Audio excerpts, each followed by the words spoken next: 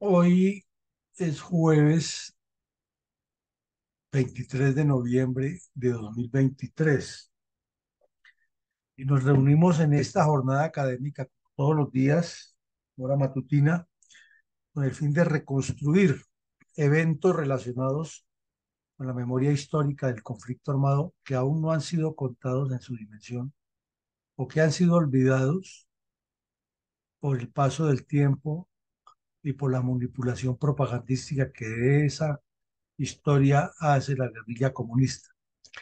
El tema de hoy es muy interesante, es un hecho ocurrido en el mes de marzo de 1967, cuando el ELN estaba ya acumulando los primeros dos largos años de acción terrorista directa contra Colombia. Y fue tanto el extraño robo de unas joyas y de unos dineros y de unos recursos en el Hotel Tequendama de Bogotá, como el asalto al ferrocarril del Atlántico, específicamente al tren pagador, que llevaba mucho dinero para cumplir una función del Estado con los empleados públicos o funcionarios de nivel nacional en distintas regiones entre Bogotá y la costa atlántica. Y este evento fue planeado por el narcoterrorista Fabio Vázquez Castaño con su cuadrilla del José Antonio Galán del ELN, y para rematar fue previamente concertado y concebido para ser filmado y grabado con un periodista mexicano de nombre Renato Méndez, director de una revista eh, titulada Sucesos de Circulación en México y Latinoamérica. Y de manera siniestra filmaron todo lo sucedido allí, tomaron fotografías y elaboraron documentos de propaganda del ELN en pleno contubernio y a plena conciencia del periodista mexicano, pero todo se les vino atrás y como consecuencia de eso, lo que ocurrió fue la primera gran captura de terroristas urbanos del ELN y lo que se llamaría por primera vez un juicio o un consejo de guerra que los periodistas le colocaron del siglo y que luego se volvió costumbre cada vez que había capturas masivas de delincuentes del ELN y del M-19, denominarlo con el mismo mote de Consejo de Guerra del siglo. Lo cierto es que como Colombia mantenía en estado de sitio por las acciones criminales de los grupos armados, entonces usualmente los presidentes de la República declaraban la situación en estado de sitio para quitarle la responsabilidad a la justicia civil y trasladarle todos esos procesos a la justicia penal militar. Y cada vez que la politiquería les favorecía para hacer elecciones, entonces eh, suspendían el estado de sitio y pasaban todos esos procesos a la vida civil, la justicia civil, y allí eran liberados todos esos terroristas y se volvió como una puerta giratoria de nunca acabar de politiquería y de oportunismo y de posibilidad para que los comunistas armados y desarmados se victimizaran diciendo que los malos eran los militares que los perseguían y los juzgaban irregularmente. Y un caso de esos, de los últimos que hubo, es el del terrorista Gustavo Petro, que hoy lo tenemos de presidente de la República, cobrando venganza contra las instituciones militares que lo tuvieron preso por eso, por delincuente, por terrorista, por bandido. Pero aquí estamos hablando de unos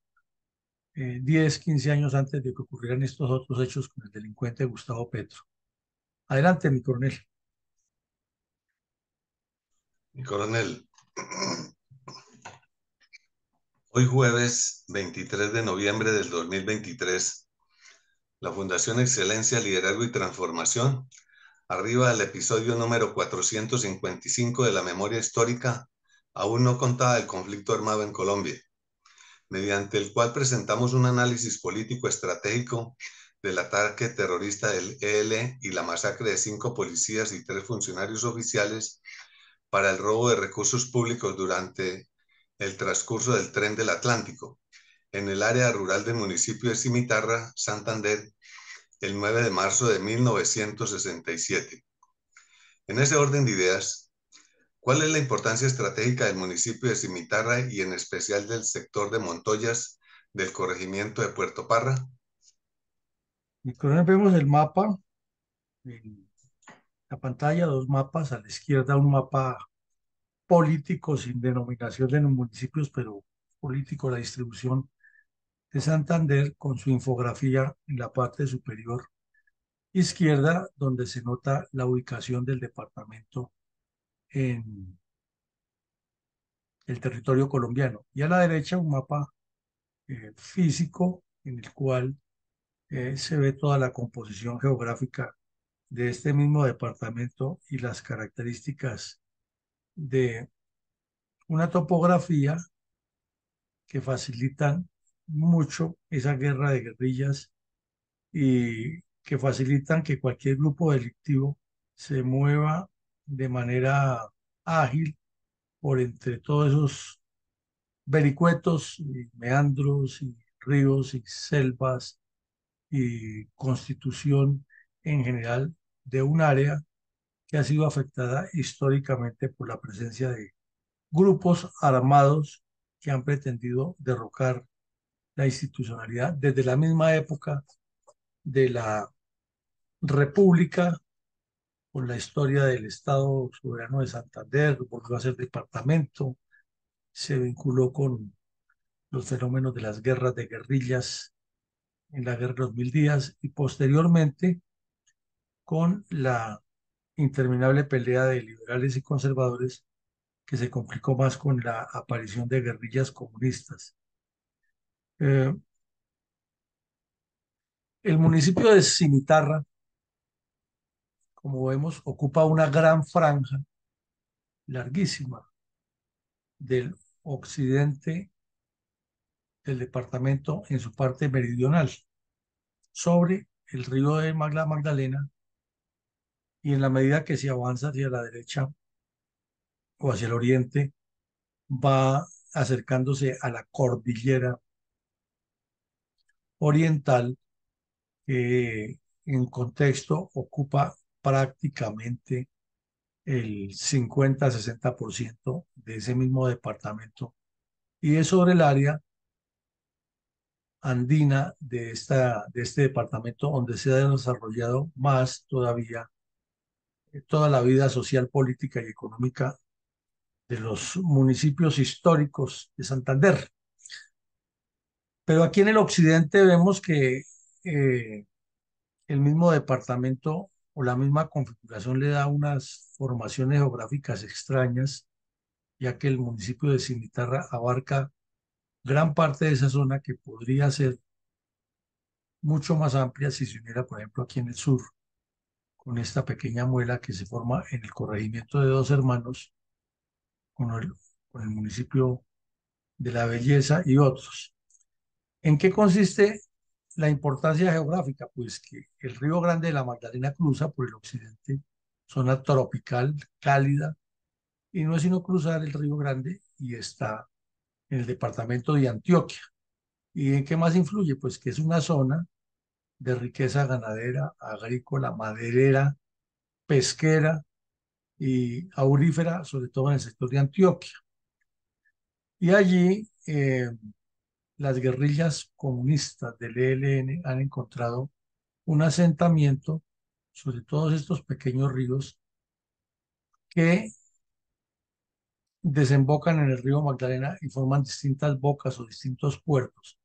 Pero viniendo desde el sur de Colombia, siguiendo el eje del Magdalena, del río Magdalena, se construyó gran parte del desarrollo del país eh, porque se instaló la línea férrea de lo que se llamó en un tiempo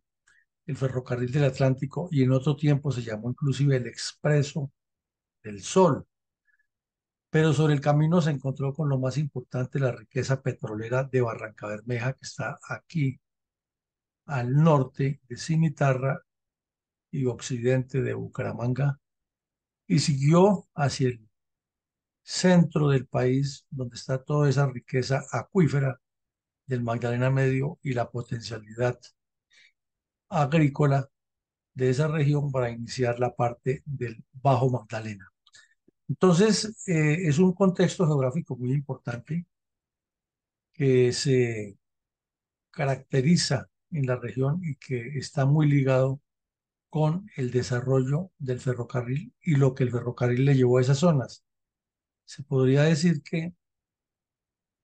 la vida de los últimos 150 años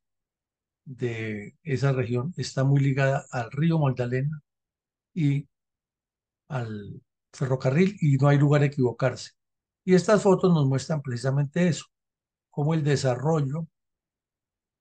tecnológico y el desarrollo vial le dio un cambio de vida a la región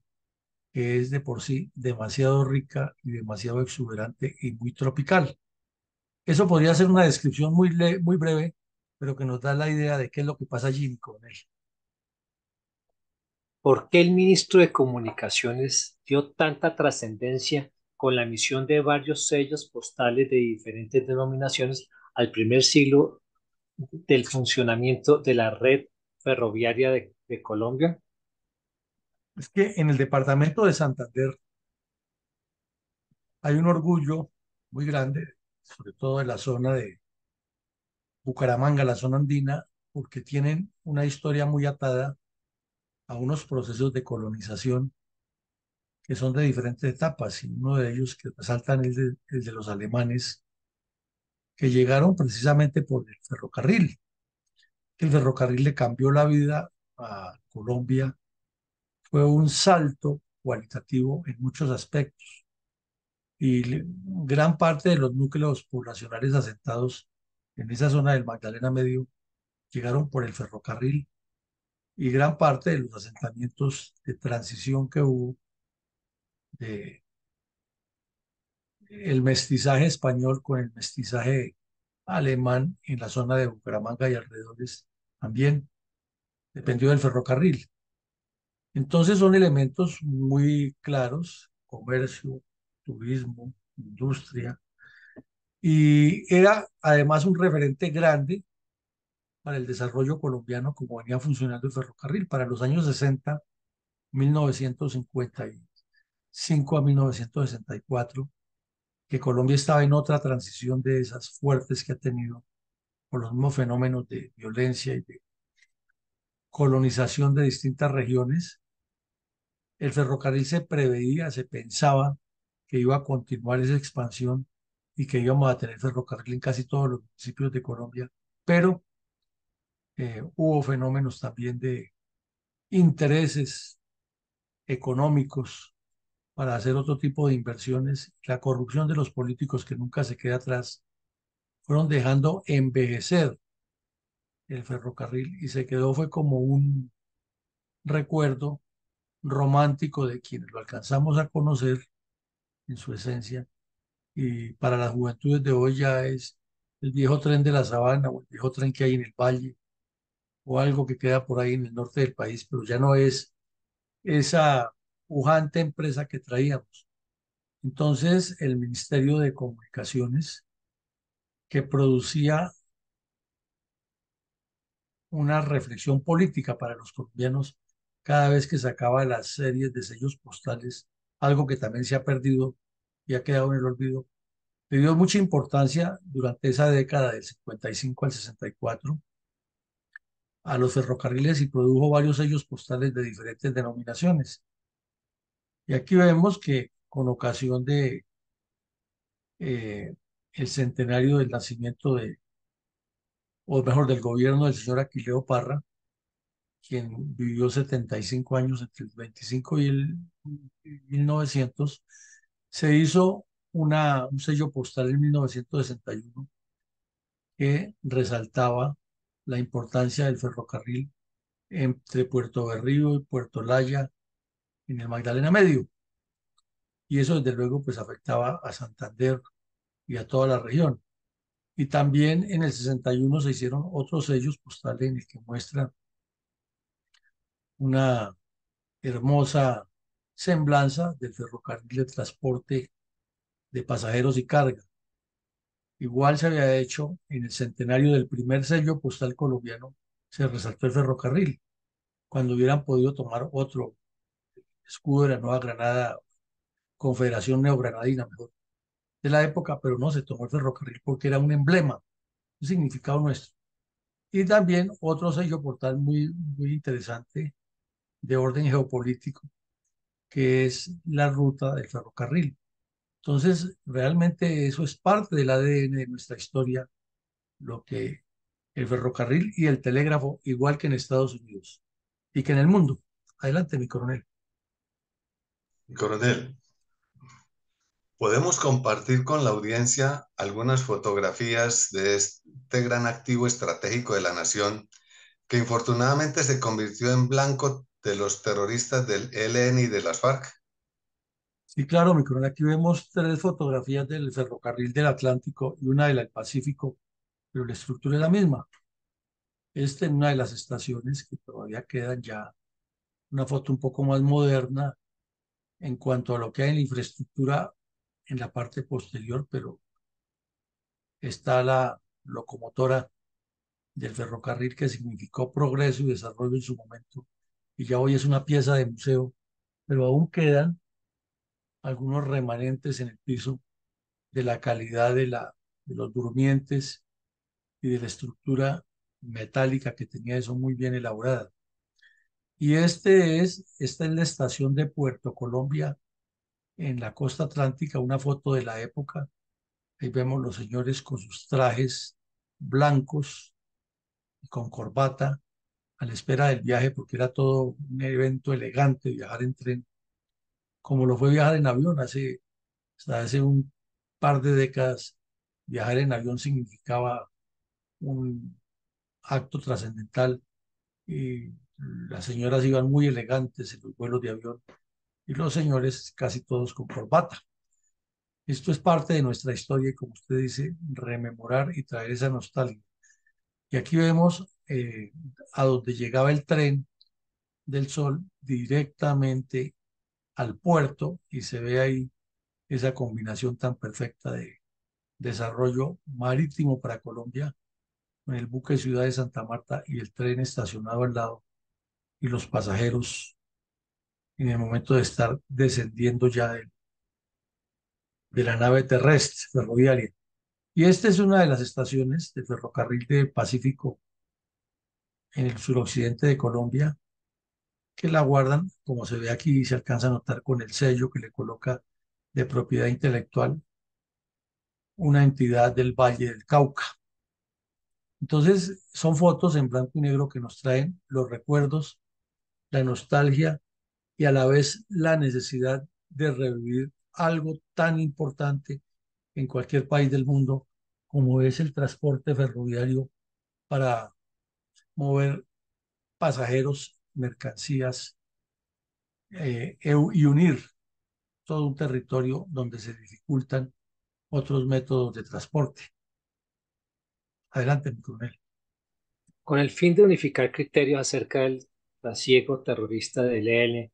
desde la conformación de la autodenominada Brigada Revolucionaria José Antonio Galán en 1962, hasta 5 años después, cuando una cuadrilla encabezada por Fabio Vázquez Castaño, alias Alejandro o Helio, perpetró el ataque terrorista con masacre de 5 policías y 3 funcionarios oficiales durante asalto y robo de recursos públicos al tren de Atlántico, que en el área de Montoyas, zona rural del municipio de Cimitarra, Santander, el 9 de marzo de 1967. Ahí vemos en la foto cómo se movía el tren de pagos que llamaban el tren pagador y vemos la región donde ocurrieron los hechos. Quebrada, Magdalena Medio, lleno de bosque y era fácil, en cualquier sitio los bandidos, al estilo de las películas del oeste, dinamitaran el ferrocarril o la línea férrea y asaltaran el, el tren. Eso para decir que el ELN se confirma su existencia en Cuba con la Brigada Pro Liberación José Antonio Galán, creada por unos miembros del Partido Comunista Colombiano, otros miembros del Movimiento Revolucionario Liberal del señor Alfonso López Michelsen, otros intelectuales enamorados de la dictadura terrorista cubana que ya empezaba a pelar el cobre, y otros jóvenes completamente desfasados que creían que por medio del terrorismo comunista se iba a transformar a Colombia. Y después de que se anunció la creación de esa brigada delictiva que tenía ya nexos en Europa con distintos sectores que había enviado el MOEC, la misma tarea que ha realizado Camilo Torres en distintos sectores, emisarios internacionales del Partido Comunista y la embajada cubana en distintas regiones que le hacía todos los contactos, aparecieron. Y en el 64 eh, informan públicamente que existen y que hacen su primera marcha guerrillera, que realmente es unos ataques terroristas en Bucaramanga. Esa fue la primera acción criminal del ELN. No fue Simacota, fue unos actos terroristas en Bucaramanga. Y en el 65 realizan la famosa incursión terrorista a Simacota, cuando asesinaron a 3 policías, 2 soldados y una ciudadano del municipio, y publican lo que llamaron el Manifiesto de Simacota, que es un listado de propuestas comunistas para cambiar a Colombia. Luego vinieron el asalto a Papayal, y por primera vez se metieron en Barranca Bermeja a una instalación petrolera de la Texas Petroleum Company y de la City Service. Pero paralelamente también hicieron otros actos de reclutamiento y de propaganda, y en Bogotá aparecieron pintando paredes, en Medellín, y se notó que había muchos sindicalistas vinculados con ellos, y hasta a la señora que posteriormente iría a ser ministra de el trabajo del señor López Michelsen, siendo congresista de Colombia, dijo abiertamente en una sesión, dice que comandante Fabio Vázquez ordene, o sea que los liberales también estaban, según ella, a disposición de los terroristas del ELN. Luego vinieron la muerte de Camilo Torres, que fue todo un espectáculo mediático, la incorporación de este curita terrorista y la muerte en combate del mismo delincuente. Y se realizó un primer consejo de guerra verbal en Pamplona contra algunos delincuentes del ELN capturados. Eso era una novedad en ese momento. Estábamos saliendo de esa violencia liberal, conservadora y comunista de Chispa, de Esquite, Tiro Fijo, y los primeros bandidos que se hicieron célebres con su enfoque, entre comillas, social. Y aquí ya estábamos hablando de que los han llevado por primera vez a un consejo de guerra más o menos nutrido en Pamplona. Luego hubo un ataque terrorista de 2 bandidos del ELN que se metieron al aeropuerto de Bucaramanga a robarse un dinero de las aerolíneas, la administración del aeropuerto, y asesinaron a 2 policías. Y después hubo un evento del que hablaremos enseguida, de la baja de un terrorista, o de 11 terroristas en total, del ELN en San Gilito, que es un corregimiento de Simacota. Y ya llegó el año 1967, perpetraron el asalto y masacre de 4 policías en Bijagual, corregimiento en Santander, y hubo una purga interna del ELN y una masacre ordenada por Fabio Vázquez Castaño de 3 cabecillas principales. Y también ocurrió el tema de hoy, que es el asalto al ferrocarril del Atlántico, eh, donde fueron asesinados, aquí dice que 6 policías, en otro dice que 5, no encontramos la información exacta, pero también 3 funcionarios del ferrocarril o de ferrocarriles nacionales fueron asesinados a sangre fría por los terroristas. Entonces, como vemos, es en menos de 2 años de acción criminal un cúmulo de hechos Pero lo que nos llama la atención aquí en este del 67 es,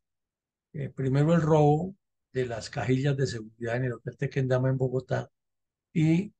el asalto al tren por parte del ELN, y en ambos hechos estuvo vinculado el periodista mexicano, que desde luego lo negó siempre, pero quedó probado que sí hacía parte de esos actos criminales. Mi coronel, sabemos de antemano la situación del desorden público era compleja para esa época en Colombia. En ese orden de ideas, ¿cómo informó el diario El Tiempo en las ediciones de los primeros días del mes de marzo del 67 las cifras de bandoleros abatidas por las Fuerzas Armadas y el nuevo enfoque de combate contra los remanentes del bandolerismo tripartidista en el departamento de Santander? Bueno, mi coronel, aquí vemos que el periódico El Tiempo publicó en los primeros días de marzo las páginas que llamaban la página roja, luego la llamaron la página de orden público y luego ya se volvió común. Era que le dedicaba unos espacios muy específicos al tema de la violencia tripartidista, que estaba en su descenso, y también estaba en ascenso la violencia comunista. Entonces, en una crónica de 2 de marzo, tal vez, publicaron que, como resumen general, en el mes de febrero, el ejército y la policía habían dado de baja en distintos lugares del país a 10 terroristas, 10 bandoleros de esos. Y por fecha señala, por ejemplo, que eh, luego de un combate las tropas encontraron eh, el cadáver de un bandido que llamaba Iván Calderón Tarazona, alias Julián Isidro o Federico, miembro de una cuadrilla que el ELN había bautizado Luis Bonilla, y que se encontró en el sitio de los combates hasta el diploma de bachiller de este delincuente y el proveedor para una carabina, y que ese había sido herido en combate en otro sitio. Bueno, y también en la finca El Encanto de Sabana Torres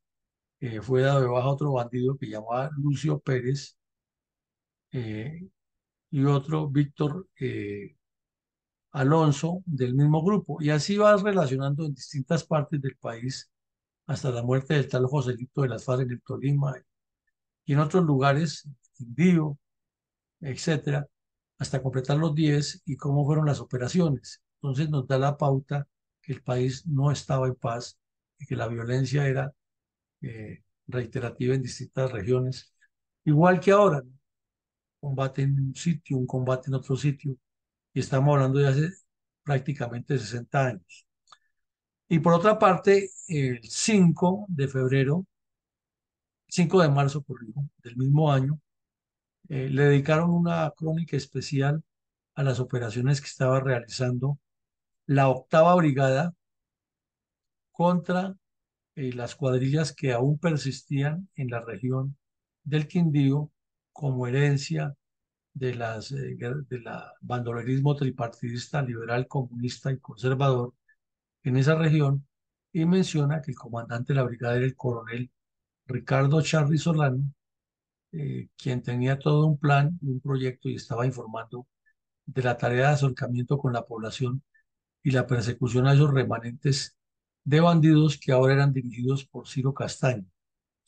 Al mismo tiempo, señala que había un crecimiento de cuadrillas hacia el Tolima y el Huila después de la operación Marquetalia y la operación en Río Chiquito y El Pato. O sea que nos vamos formando la idea que el fenómeno era conjunto, que no había desaparecido del todo la violencia tripartidista, pero que iba tomando otros carices. Y lo mismo relata ese mismo día el periódico,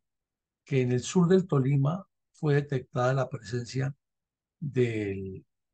bandolero Tulio Bayer, quien estaba haciendo visitas a los campesinos de Cajamarca y moviéndose del sitio del departamento para volver a recomponer el MOEC. Ya lo vimos hace ya un par de años, en la historia del MOEC, que este bandido fue plenamente derrotado en el Meta y el Bichada, que ha salido del exterior y que se tenía la información que ha regresado nuevamente al país para mover guerrillas comunistas, esta vez ya en asocio con el terrorista Ciro Castaño, que un año después cayó en Boyacá porque durante esta operación que estamos mencionando aquí fue completamente derrotado por las fuerzas militares en el norte del valle, el Quindío y la aproximación al Tolima que estaba haciendo. Y entonces Tiro Fijo decidió trasladarlo para que trabajara eh, con las cuadrillas que estaban formando en Miraflores, Boyacá, y allá cayó en un combate, como lo vimos también en este episodio. Entonces es una sumatoria de hechos largos, es una historia que concatena regiones, intereses, hechos y que a la vez va dando las líneas de cada uno de los grupos terroristas y va aproximando la aparición del M-19, que es un conjunto de delincuentes derivados de todos estos grupos que encuentran como razón de aparición el robo de las elecciones al general Rojas Pinilla en el 70. Interesantes crónicas que nos van ayudando a recomponer todo un proceso histórico. Y Pero, coronel, pero igualmente sucedieron hechos lamentables en esos días para las Fuerzas Armadas en ese mismo contexto. ¿Cómo fueron reportados por el diario El Tiempo? Pues en total, en dos asaltos terroristas de los grupos criminales, perdieron la vida 21 miembros de la fuerza pública en dos asaltos distintos. El más grave de todos fue uno muy interesante, muy triste para el ejército, ocurrido en el departamento del Huila, en el municipio de Algeciras, en un sitio que se llama La Perdiz, donde Januario Valero, el compinche de tiro fijo, emboscó una patrulla del ejército y asesinó a más de 15 soldados, 16 soldados del ejército. Eh, Ese golpe fue muy fuerte, causó un impacto nacional impresionante. Eh, los medios de comunicación le tomaron muchas declaraciones a los sobrevivientes, publicaron unas fotos escabrosas. El periódico El Tiempo le dedicó la página 2 y 3 a estos sucesos con fotos y testimonios de los soldados de cómo fue el golpe tan atroz, una emboscada demoledora. Pero también la famosa Mona Mariela del ELN dirigió con una cuadrilla el asalto a la policía Vijagual y asesinó a unos policías. Entonces, en total, en esos días, entre hechos ocurridos en Huila y Santander, perdieron la vida 21 miembros de la fuerza pública. Y ahí vemos eh, las fotos de los periódicos de la época resaltando lo ocurrido. Ese es el hecho, o esos fueron los hechos, y nos marca esa trágica situación para las fuerzas militares y de policía en ese momento. y coronel, ¿a quiénes se podrá señalar como los principales responsables del ataque terrorista con masacre de 5 policías y 3 funcionarios oficiales durante el asalto y robo de recursos públicos al tren del Atlántico en el área de Las Montoyas, zona rural del municipio de Cimitarra, el 9 de marzo de 1967? Mi coronel, al referir que esto es en los estertores finales de la violencia tripartidista, la responsabilidad le cabe por parejo a los tres partidos, liberal, conservador y comunista, porque ellos fueron los gestores por acción y omisión de el nacimiento de esta nueva dinámica de violencia contra el país, contra Colombia. Y al Partido Liberal, en especial a la ramificación del MRL, que por su populismo y farsa oportunista del señor Alfonso López Miquelsen, se constituyó como en un engarce entre el comunismo y el liberalismo y la facilidad para que muchos jóvenes que tenían ideas de transformación del país y que se dejaron guiar por la el, el polo que significaba la atracción marxista de la dictadura cubana y de la dictadura china y de la misma expansión que hacía el Departamento de Propaganda y Agitación del Kremlin con la Unión Soviética regada por el mundo, auspiciando la Guerra Fría. En realidad los partidos políticos de Colombia son los responsables porque de una u otra manera se matricularon o se polarizaron con esa situación y lo que hicieron fue empujar a la juventud hacia allá sin ocurrirse de generar otro tipo de idea y aprovechar, por ejemplo, la Alianza para el Progreso, que hubiera abierto otras opciones, o aprovechar la cátedra universitaria para incentivar un sentido colombiano de desarrollo. No todos hicieron parte de ese enredo y ahí terminó en esas vertientes de violencia nuevas de filiación comunista. Y ya en el terreno, pues el criminal responsable de todos estos hechos es el que vemos en la foto.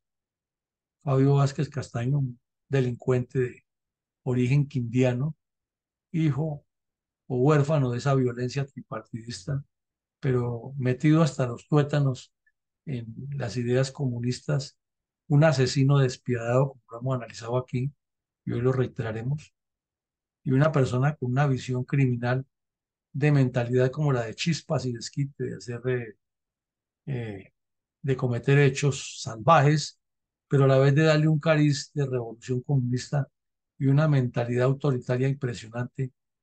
que le cegó la vida a muchos jóvenes colombianos que ilusos y engatusados terminaron metidos en esa espiral de violencia comunista que patrocinaba, orientaba y dirigía la narcodictadura cubana de ahora y dictadura terrorista cubana de la época, promoviendo eh, la estructuración del ELN a quien veían como su brazo y su proyección política directa en Colombia. Este delincuente viajaba seguido a México a reunirse con delegados de Cuba, a Panamá y a la misma Cuba. Entonces no era el campesino que estaba metido en el monte, sino era un terrorista internacional que se movía por varios sitios. Estuvo también en Praga, estuvo en Bruselas, o sea, tiene un movimiento largo. Y todo eso lo hacía con complicidad de las embajadas de Cuba que le facilitaban pasaportes falsos, con identidad como funcionario diplomático de la dictadura cubana. Eso tampoco lo cuenta ni el cura de Rux ni los historiadores del conflicto colombiano. Adelante, mi coronel. Coronel, con el propósito de formarnos una idea acerca del entorno táctico, estratégico, operacional de la presencia de los terroristas del ELN y de la FARC en la zona, hay antecedentes concretos de orden táctico y estratégico relacionados con el ataque terrorista, con masacre de 5 policías y 3 funcionarios oficiales durante el asalto y robo de recursos públicos al tren de Atlántico en el área de las Montoyas, zona rural del municipio de Cimitarra, Santander, el 9 de marzo de 1967. Muchos. Y uno de esos es que con la muerte del terrorista Camilo Torres, del curita bandido, eh, se creó una cuadrilla con el nombre de él y ahí comenzaron los problemas del ELN, que los miraremos brevemente, pero se multiplicaron los problemas para Colombia, porque ya al no tener directamente el mando de estos terroristas, Fabio Vázquez entró en contradicciones y los celos que tenía de mando, la mentalidad criminal que lo acompañaba, forzaron a las muertes de varios de esos delincuentes y a una primera escisión que tuvieron. Y a eso lo llamaron ellos, lo llaman en su reconstrucción histórica como contradicciones político-ideológicas por el uso de las armas. Y pues la explicación es sencilla de entender. Un bandido como Fabio Vázquez, ya le hemos descrito su mentalidad criminal y su afán de resolverlo todo por las armas, pues iba a tener choques político-ideológicos con miembros del ELN urbano y con los que decidían irse al monte románticamente, como el cura Camilo Torres, y quienes lo siguieron en ese empeño, porque Fabio Vázquez evidentemente era un asesino, era un criminal, era un delincuente igual a Chispas, Desquite o Sangre Negra, que gozaba degollando gente, gozaba imponiendo su mentalidad, era con decisiones criminales ordenando fusilamientos, porque tenía grabado en la mente lo que le enseñaban en Cuba, era que había que pasar por las armas a todos los desertores, siguiendo el ejemplo del Che Guevara y de Fidel Castro. Eh, Ocurrió un suceso muy interesante, es que una de esas comisiones que se fueron gestando con la llegada de estudiantes, que eran muchos los estudiantes que llegaban convencidos de que el ELN era la solución, y si la senadora o la representante de la Cámara, María Elena Crobo, decía públicamente que ordene comandante Fabio Vázquez,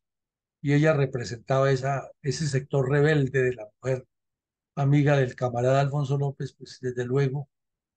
eso inducía a muchos estudiantes. Y la operación Marquetalia contra las FARC, en la cual el esposo de la señora Clara López movía el terrorismo urbano en Bogotá y otras partes del país con actos de solidaridad, llamaban a la justa lucha de Marquetalia, y la Revolución Cubana repartiendo propaganda y los embajadores de Cuba en todo el continente promoviendo la subversión. Pues era todo un caldo de cultivo para que muchos estudiantes se metieran al ELN. Y entonces en una de esas comisiones, en un sitio que se llama San Gilito, eh, venían extorsionando a los campesinos y recogieron un dinero y se lo dieron a un campesino para que fuera a comprar remesa, y le dieron un plazo de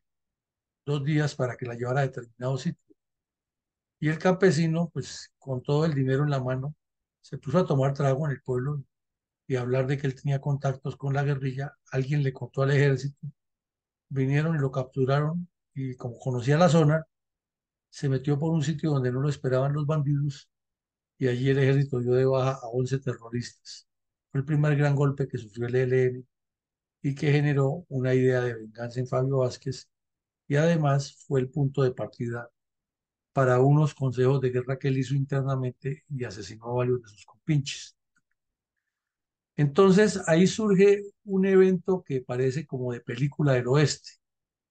Juan de Dios Aguilera era un muchacho juangués de buen nivel académico, estudiante de ingeniería de petróleos en la Universidad Industrial,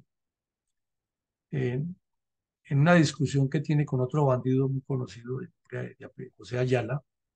lo asesina y nombra a un campesino, que era otro Fabio Vázquez Castaño, pero era santanderiano, de jefe de esa comisión, y le comunican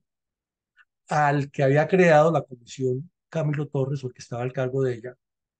que era Víctor Medina Morón, fundador del ELN y compinche inicial de Fabio Vázquez Castaño. Resulta que mm, Aguilera invita a uno de los que sobrevivieron a que se unan a él y que desconozcan a Fabio Vázquez por su mentalidad criminal, y que ya no se llaman Ejército de Liberación Nacional, sino Frente Simón Bolívar, sino Bautizo. Le envían una carta, o mejor, los que, sí, él le envía una carta a los que querían unir al grupo, y esos, en lugar de unirse, le envían eh, una comunicación a Fabio Vázquez Castaño. Pero ocurre que Fabio Vázquez Castaño se anticipa a los hechos y ordena a un grupo de bandidos que vayan y embosquen a los que vienen con la información para unir el nuevo grupo, o sea, para unir el remanente. Los capturan, los llevan allá, y consecuencia de eso termina en algo que es histórico en el ELN, que se lo han criticado, que es el fusilamiento de los tres a quienes iba dirigida la invitación de Aguilera, que es a Julio César Cortés, que ha sido presidente de la Federación Nacional de Estudiantes, era un joven muy conocido, era bandido, claro, se ha metido al ELN, pero era un tipo de alta incidencia en los estudiantes, ha sido muy amigo de Camilo Torres, a José Ochoa, que era otro joven de cierta importancia, formación académica, y a Víctor Medina Morón. Les hicieron un juicio en el cual Fabio Vázquez Castaño impuso su teoría matona, porque tenía el deseo de matar para hacerse sentir, porque quería desaparecerlos. En el fondo, Fabio Vázquez Castaño no tenía esa visión de que el ELN ocupara el país porque sentía celos de que si él no tenía el mando directo, los bandidos que estaban ahí se le iban a salir de las manos. Y con este hecho que cometió Aguilera, asesinando a José Ayala, pues los tres que entraban en Ojeriza eran Julio César Cortés, Eliodoro Ochoa y Jaime Medina Morón. Él los consideraba que ellos estaban haciendo parte del complot de Aguilera y se inventó, hasta el ELN ha publicado en sus pasquines, el texto de la declaración de Fabio Vázquez, que la escribió para dar su veredicto en el remedio de Consejo de Guerra que le hicieron y los asesinaron. Y hace una combinación de ideas comunistas con una demostración de su morbosidad criminal y asesinó a tres jóvenes que nunca han debido entrar a la guerrilla, que si se hubieran dedicado a la política correcta y no hubieran sido bandidos, hubieran sido personas de figuración nacional y quizás transformadores en muchos campos que consideraban que podían hacerlo. Pero el virus comunista y la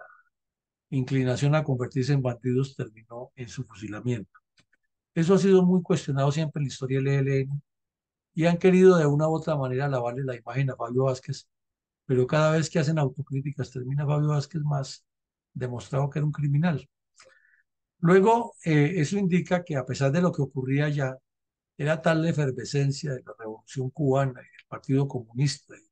el señor Alfonso López haciendo payasadas con su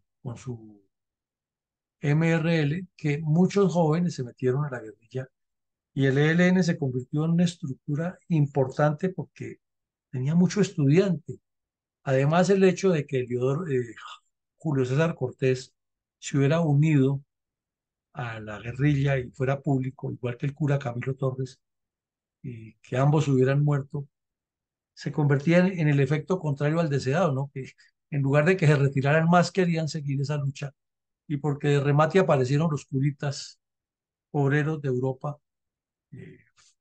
encabezados por el cura Pérez, en Cartagena y aquí en Bogotá, en los Chircales, donde se abusaba de los niños en forma exagerada para ponerlos a trabajar jornadas hasta de 16, 17 horas diarias para elaborar ladrillos al rayo del sol y el agua y en unas condiciones que no se pueden uno imaginar. Todo eso lo manejaron los curas y comenzaron a llevar estudiantes a esos sitios de las universidades y era como una fuente de atracción más rápida para meterse a la guerrilla.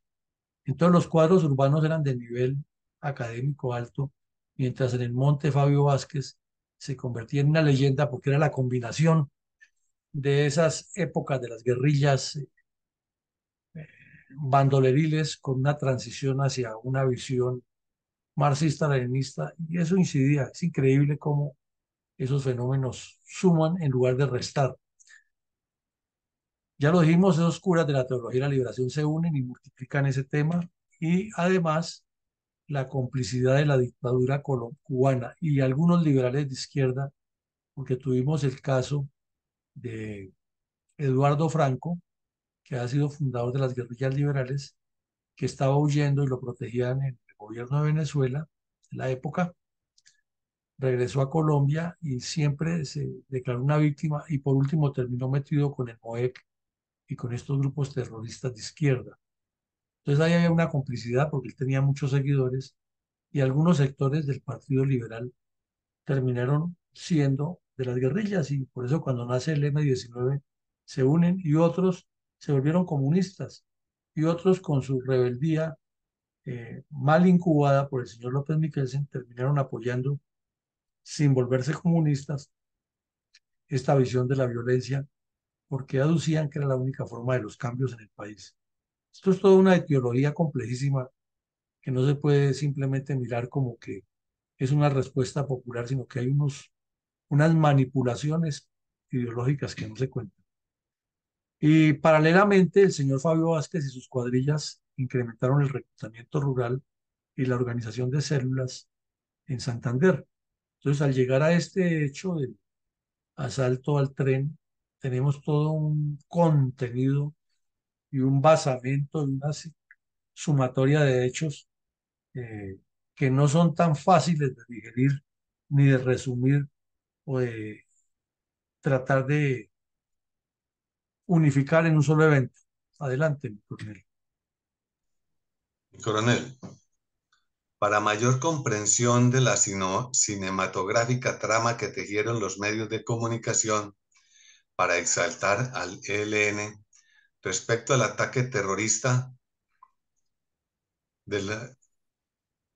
de tres y el asesinato de 5 policías y 3 funcionarios durante el asalto al tren del Atlántico en el municipio de Cimitarra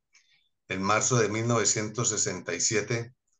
podríamos hacer una reconstrucción de la forma de cómo el periodista Armando Caicedo Garzón relató los hechos en una crónica propagandista de su autoría publicada en marzo del 72. Bueno, resulta que Armando Caicedo fue oficial del ejército, fue oficial de inteligencia y luego se retiró y trabajó como periodista. Él era hijo de un general que participó en la redacción del documento de la paz del señor Lleras Camargo. Y él tuvo mucha incidencia en los medios, mucha cercanía. Y en el año de 1992 escribió una crónica que quedó para la historia en el periódico El Tiempo. Y es que la llamó La Clave, 1967, bandoleros vuelan tren en Santander, 8 muertos. Y relata, hace una relación que casi nadie había atado. Y es que a comienzos de marzo del, o finales de febrero del año 1967, llegó un tipo, un extranjero, al Hotel Tequendama, pidió una suite y anunció que lo iban a visitar unos amigos, registró ahí en la recepción, y luego pidió whisky, pidió pasabocas y atención especial, y todo eso lo brindó el hotel,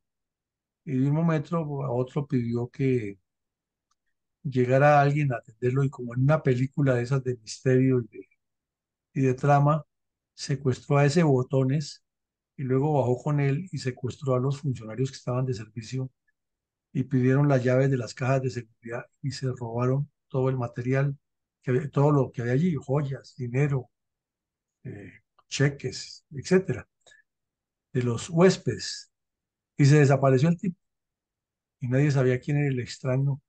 Entonces, al requisar las maletas que quedaban allí, resultó ser un periodista mexicano de nombre Renato Méndez, que ha venido a hacer un cubrimiento y que había hecho otros viajes a Colombia. Eh, mm, en apariencia, pues quedaba la duda si él era o no, pero lo cierto es que había desaparecido desde el hotel. Y resulta que el 9 de marzo del 67, en la vía ferroviaria, fue asaltado el tren y fueron asesinados 5 policías y los 3 funcionarios. Y que en el asalto del tren fue dinamitado y que un periodista mexicano, un periodista extranjero, mejor, había filmado y tomado fotografías en compañía de un camarógrafo de nombre Armando Salgado, lo que había ocurrido. Pero no quedaba nada más claro.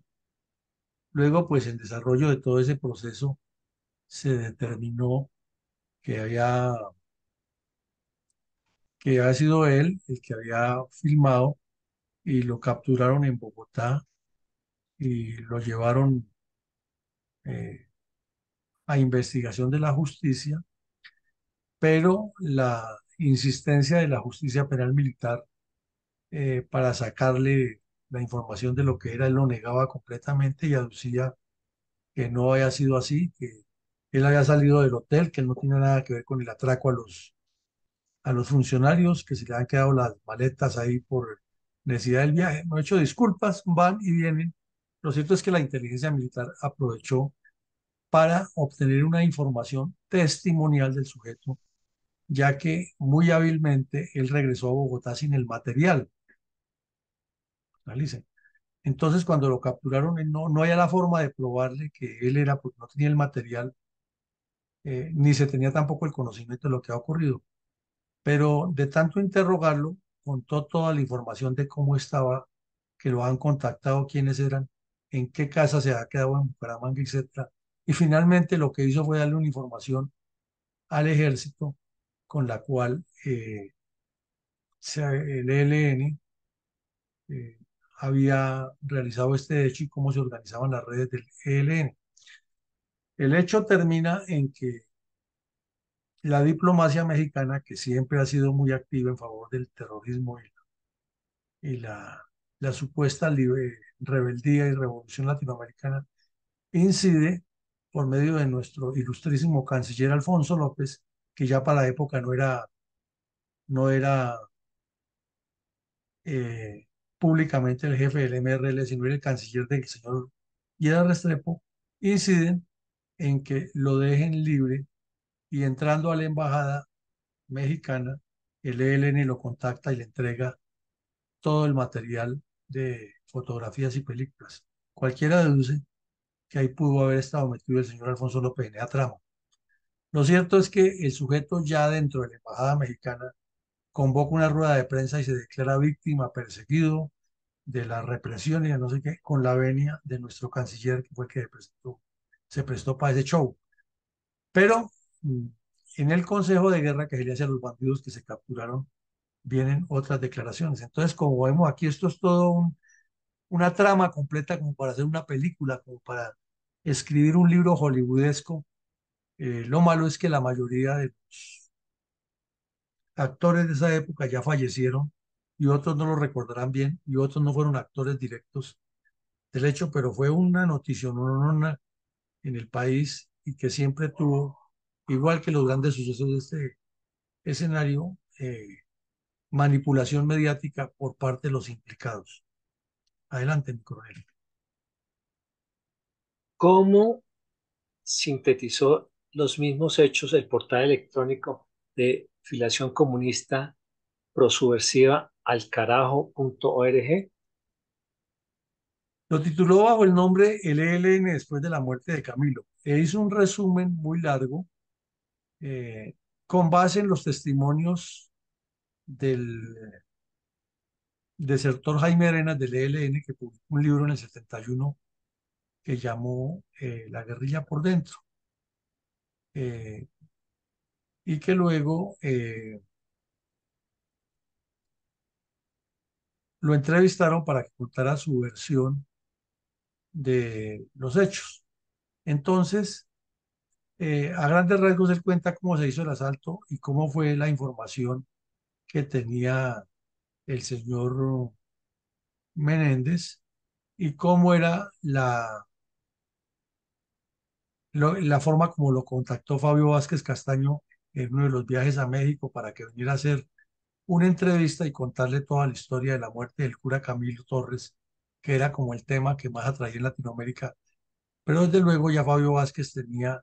y parece que lo coordinó con él, eso nunca quedó claro, pero parece que lo coordinó con él, el asalto al tren,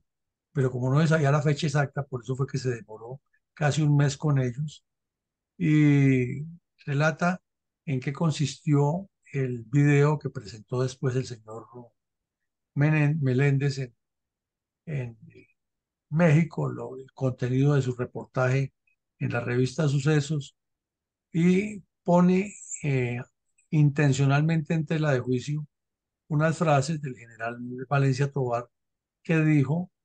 ante el Consejo de Guerra que por el contrario el señor Meléndez había sido un gran colaborador de las fuerzas militares, pero no explica por qué. Y si uno no investiga a fondo en qué consistía, entonces queda la sensación era que la captura había sido ilegal, pero luego al ver el documento de qué fue lo que dijo Valencia Tovar en el Consejo de Guerra, queda claro que lo que quiso decir fue otra cosa. Pero a grandes rasgos, este portal, que es un portal proterrorista a favor del ELN, lo que hace es desvirtuar la verdad intencionalmente, tomando una parte de las frases del general Valencia y luego diciendo que el terrorista Gavino afirma que fue un montaje de la inteligencia militar de la CIA y los marcianos, mejor dicho, en el cual se hizo una trama para que se desprestigiara el ELN. Lo cierto es que allí hubo otro evento que se ha querido desfigurar, pero que al buscar los documentos originales queda muy claro exactamente cómo ocurrieron los hechos y cómo hay, qué fue lo que quiso decir el general Valencia Tovar.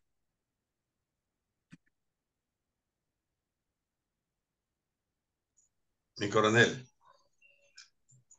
¿por qué se publican varios documentos históricos que el entonces coronel Álvaro Valencia Tovar, a la sazón comandante de la Quinta Brigada, aseguró en un informe requerido por la presidencia del Consejo de Guerra contra unos terroristas que el periodista mexicano Renato Méndez, director de la revista Sucesos, había prestado un valioso servicio a Colombia? Exactamente, pero eso es lo que estábamos hablando. Aquí vemos la foto de Valencia Tovar eh, cuando era coronel. Y hay un texto completo aquí en la pantalla de lo que él dijo ante el Consejo de Guerra, y ahí sí queda claro fue lo que dijo. No es que Valencia Tovar estuviera diciendo que este bandido era una persona, el bandido mexicano, que era una persona amiga de las fuerzas militares. Él lo que quiso decir es que gracias a toda la información que dio este delincuente, la Quinta Brigada recibió la información suficiente para perseguir a una gran cantidad de bandidos y capturar a unos integrantes del ELN y someterlos a la justicia. Entonces ahí sí queda claro que fue lo que él dijo y no como quisieron los comunistas o como lo pretenden desvirtuar, dando a entender que fue una captura eh, errónea por parte de las fuerzas militares cuando se trataba de una persona que era amiga de las instituciones militares. Esa importancia que relata Valencia Tovar aquí es que si no hubiera sido por el testimonio de ese bandido mexicano, había sido imposible capturar toda esa red, había sido imposible localizar cuál era la casa de contacto en Bucaramanga donde vivía otro terrorista de nombre Claudio León Mantilla, que inclusive después lo fusiló también eh, Fabio Vázquez, quedó herido y en una clínica en Bucaramanga lo remataron. Entonces, Valencia Tovar lo que dice es que cuando el bandido ayudó a reconstruir con precisión fotográfica todo el recorrido desde Bucaramanga hasta el campamento guerrillero, le facilitó completamente la entrada de las tropas a la zona selvática del río Pon y facilitó la ubicación de la red rural de apoyo, eh, permitiendo la captura de varios de ellos y el decomiso de importante material de guerra. Y luego dice también que todo ese documental fotográfico que él publicó en su revista, pues además de servirle al ELN de propaganda, lo que hizo fue desenmascarar rostros, desenmascarar procedimientos y dar a entender el pensamiento que además era muy primitivo de Fabio Vázquez y dar a entender quiénes eran los integrantes del ELN y que sirvieron como base para investigaciones posteriores. Entonces vemos que la declaración de Valencia Tovar es completamente diferente a lo que los bandidos han querido presentar, cortando específicamente la frase de que el delincuente mexicano era un amigo de la institución militar. ¿Cuál es la versión del narcotráfico y terrorista del ELN Nicolás, narcotraficante y terrorista del ELN Nicolás Rodríguez Bautista, alias Gavino, en torno al rol del periodista mexicano Renato Méndez en el ataque terrorista con masacre de 5 policías y 3 funcionarios oficiales durante asalto y robo de recursos públicos al frente del Atlántico en el área de Las Montoyas, zona rural del municipio de Cimitarra, Santander, el 9 de marzo de 1967? Pues aquí Gavino cuenta y aclara varias cosas. Una, que como hubo el robo en el Hotel Tequendama y este sujeto ha dejado las maletas allí, se les indicó de ser uno de los que participaron en el robo y a juzgar por los hechos y por la crónica del señor Caicedo, queda claro que él fue el que hizo el robo con bandidos del ELN. O sea que él hacía parte de la organización. Eso se deduce. Claro, Gavino lo niega, lo monta por otro lado. Gavino dice que entrevistó a José Ayala, a Víctor Medina Morón y a Fabio Vázquez, porque no había ocurrido todavía lo de la muerte de Ayala a manos de Juan de Dios Aguilera. Y dice que como lo estaban buscando, entonces el ELN se entera de que lo están buscando y le guarda el material fotográfico de la filmación y la envían a Bogotá para que la tengan lista. Y el bandido regresa a Bogotá y él sabe que lo van a capturar, pero niega todo, dice que es una víctima y sabe que tienen, evidentemente, aquí no lo dice Gavino, pero cualquiera lo deduce, el contacto con el canciller Alfonso López, que es el que lo saca del problema y lo permite que entre a la embajada mexicana. Y ahí, en el momento en que ingresa a la embajada mexicana, el ELN le entrega todo el material que es el que lleva y publica. Entonces, por eso decimos que es toda una novela lo que allí ocurre y que cada quien lo maneja dando desinformación para lo que mejor le conviene. ¿Y qué dice Gavino para rematar?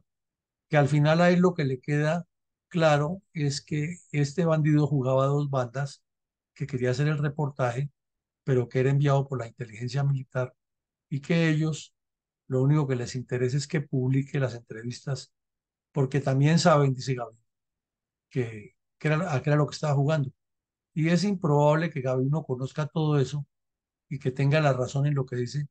por una explicación muy sencilla. Gavino para la época tenía 15 años de edad y era el mandadero de Fabio Vázquez Castaño. Y una cosa es ser el mandadero y otra cosa es tener el nivel de dirección que sí tenían allá la Medina Morón y Fabio Vázquez. Parece que él, con su buena memoria que tiene, lo que reconstruye es hechos que fueron reales, pero de su cosecha le coloca ya una suspicacia propia de su vida de bandolero y una forma de disimular o de darle otro enfoque a la historia del ELN. Lo cierto es que aquí no nos queda la menor duda que quien urdió la peor de la trama se llama Alfonso López Miquelsen, hoy uno de los prohombres de Colombia.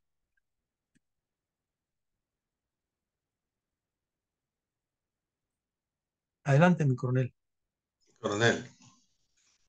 por favor, escuchamos con reverencia un minuto de silencio en memoria de las víctimas del ataque terrorista donde fueron masacrados 5 policías y 3 funcionarios oficiales durante el asalto al tren del Atlántico en el 67.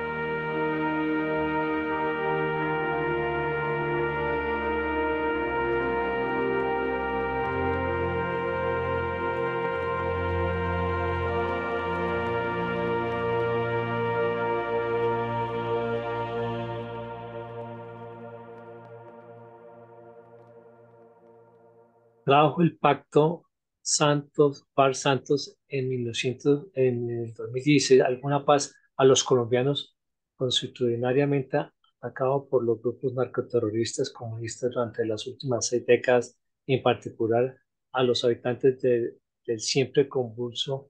convulso departamento de Santander y más concretamente en la zona del Magdalena Medio. No, desafortunadamente no trajo, porque es que este pacto, como se ve ahí la foto, fue una puñalada a la Constitución y a las leyes, un acuerdo entre bandidos. Entonces no trajo nada. El hecho de que esté la dictadura cubana ahí metida, que la acabamos de ver, es artífice de todos estos sucesos y de delincuentes que le han hecho daño al país, mal devolución de lo que ha tenido en los últimos 7 años de la violencia en Colombia. Se demuestra que fue una farsa, un engaño y que no trajo ninguna paz. Y coronel, ¿tiene Colombia alguna esperanza de paz y de resarcimiento a las víctimas del ELN en el departamento de Santander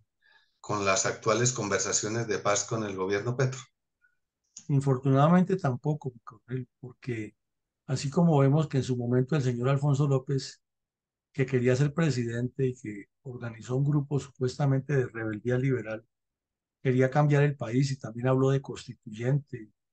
y de justificar a todos estos bandidos del ELN con quien tuvo contubernio, se está repitiendo ahora. El señor Petro quiere constituyente, quiere cambiar el país y quiere legitimar los bandidos del ELN y hasta se les presta para hacer todos estos shows con el secuestro, por ejemplo, del papá del futbolista no toma ninguna acción y una mesa de conversaciones dirigida por personas que son afines a este grupo delictivo. O sea, hay, después de 60 años casi, 57 años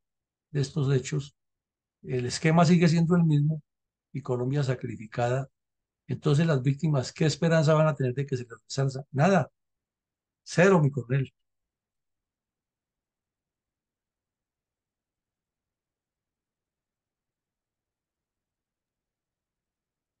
¿Es procedente denunciar algunas reflexiones de orden táctico operacional relacionadas con el ataque terrorista con masacre de 5 policías y 3 funcionarios oficiales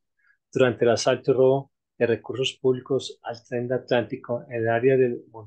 Las Montoyas, zona rural del municipio de Cimitarra, Santander, el 9 de marzo de 1967? Pues desafortunadamente, como vemos, como acabamos de analizar, que el señor Petro no significa ninguna solución ni transición con su pacto de paz con los bandidos. Aquí nos queda también claro otra cosa, ¿no? Y es que son 6 décadas de terrorismo comunista contra Colombia del ELN, matizado con su tema de la liberación, de la teología de la liberación, pero además reiterativo, como diríamos en términos coloquiales muy colombianos, con más de lo mismo y de soluciones estructurales para el país nada y agresiones permanentes sí, de parte de un grupo armado que desde el inicio ha manejado una ligazón con la narcodictadura cubana y una tendencia a sembrar el terror y el miedo de manera foquista y selectiva contra los colombianos. Eh, Vemos que en todo ese periodo lo que ha hecho el ELN es desarrollar un proceso histórico de adaptación a cada una de las circunstancias, pero sin variar para nada sus objetivos. Ha tenido una renovación permanente de estructuras armadas. En esa época tenía nomás 2 cuadrillas, la principal que dirigía Fabio Vázquez, que llamaban el Frente Madre de la organización, o José Antonio Galán, y en la otra que era la Camilo Torres, que estaba incipiente y que generó las primeras disputas y que luego terminó materializada en Anorí con su fracaso, ya que Fabio Vázquez decidió, a manera de cualquier terrorista dictador, como era su mentalidad, entregarle el mando al hermano, a Manuel Vázquez, para que dirigiera esas cuadrillas. O sea, quería mantener era como una estructura familiar delictiva al estilo de las bandas de los 60, pero esta vez con un corte comunista, siguiendo el ejemplo de Fidel Castro con su hermano en Cuba. Como vemos, después de que pasa este proceso y que llegan los curas españoles, especial cura Pérez, que es el que le da un nuevo enfoque, entonces diseñan el plan Vuelo de Águila y el rol de las milicias populares, que Fabio Vázquez lo tenía como los contactos urbanos, que se los manejaba fundamentalmente el ELN y el Partido Comunista, y luego ya lo estructuran ellos dentro del plan Vuelo de Águila. Una transición completa. Desde esa época se nota la forma impositiva de negociar, se nota el contubernio oscuro de funcionarios oficiales. La historia no ha juzgado fundamentalmente al señor Alfonso López en toda su relación clandestina y sucia con este grupo delincuencial. Y eso también hace que el resto de la dirigencia política colombiana haya tenido una pésima concepción acerca del ELN y de las FARC y del EPL, porque su visión ha sido muy corta, muy parroquial y muy favorable a estos delincuentes sin prever respuestas estructurales de Estado frente a ese fenómeno. Eh, esa pésima concepción también hace que haya una inconsecuencia política frente a la acción de las fuerzas militares y la policía contra los terroristas. Y vimos que hasta el final de su nefasta existencia, el señor Alfonso López, que fue protegido por las fuerzas militares y de policía, en especial cuando fue presidente, y a las que traicionó varias veces, nunca dejó de echarles pullas, de desprestigiarlas, de eh, desdibujar su imagen, y fue un enemigo de la institución toda la vida, porque tenía en su mente el recuerdo del intento de golpe de Estado que le dieron al papá, que también fue un pésimo presidente. Pero aquí en Colombia, la política, maniobra de la construcción de la historia se encarga de colocarlos como los prohombres que han transformado la nación. Y a eso se suma que, incluyéndolo a él como presidente, que hizo un manejo de las negociaciones de paz muy similares a las que está haciendo el señor Petro, en muchas cosas análogas y otras similares, y luego lo de Santos, Samper, Pastrana, frente a las negociaciones con estos grupos terroristas, lo único que ha traído es una carga negativa para Colombia que no han sumado para nada en proyectos de desarrollo, ni mucho menos en evolución del pensamiento del uso de la violencia como ente transformador. Y eso indica que ese contexto geopolítico que tiene el terrorismo en Colombia no ha sido entendido porque no hay visión, no hay concepto, no hay claridad de qué es lo que se quiere, ni una respuesta específica con planes y proyectos estructurados para combatir ese fenómeno en el país, al cual se suman intereses extranjeros, y así como ese periodista de esa época se prestó para este show, han venido hasta reinas de belleza extranjeras, activistas europeos, terroristas como la holandesa Tania Niemeyer, delegados de partidos comunistas, de sindicatos, que vienen a hablar aquí estupideces y a legitimar a estos delincuentes sin conocer la realidad del daño que le hacen a Colombia o conociéndola, pero interesados en que le están haciendo daño a esa dirigencia política corrupta cuando en realidad le están haciendo daños al país. Contexto, como siempre, complejo. Entonces sigamos con su comentario, coronel Vicencio Ortiz. Esta masacre de soldados, de agentes de carabineros de la policía y de los tres funcionarios, eh, el ELN lo narra documento, específicamente relata todo lo sucedido en este combate. Y como Oti Patiño decía ayer o hoy, decía ayer, que, que no había niños, que en la guerrilla no había niños, el que trasciende, el que da la información del acercamiento del tren para la emboscada fue un niño de 16 años que narra el hecho.